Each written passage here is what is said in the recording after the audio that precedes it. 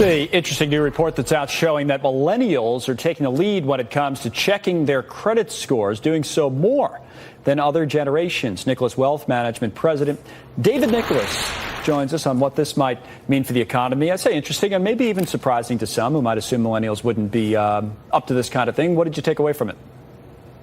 Yeah, thanks for having me. You know, there's been this narrative for so long that millennials just haven't been financially savvy. And, you know, I was walking out of my office today. I asked two of my employees who are millennials, I said, do you check your credit score? They both said they check it every single day. Right. So I think that was just telling to show us that more and more millennials are taking control of their financial house to want to make sure that they can do the things in life that are meaningful and not live under this, you know, financial burden of debt. Yeah, so there's a couple of things that come up out of this. You could kind of take it down that path where it says, yeah, they're more responsible than you think, and that's probably the first conclusion you draw. But I would wonder why they're checking it so much. Is it because they have more issues with it than other people would, have problems with their credit score, in other words?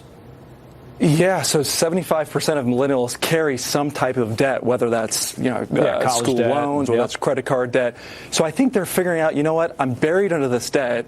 How much debt do I have? What do I need to do to kind of get down, bring that number down? And, you mentioned the economy. How is this kind of affecting the economy? And I think it's affecting personal savings. So when I'm having to, as a millennial, if we're having to, cover up credit card payments, we're not able to save, put money in retirement accounts. So I think the number was less than 80% of millennials have less than $5,000 in their savings. So, it is spilling over into areas like saving and investing for as strong as the economy is, right? We do so many stories on how strong the economy is, but that's one of the areas where we need to improve. Are we making the right, real quick, are we making some of the right moves in at least making progress, or?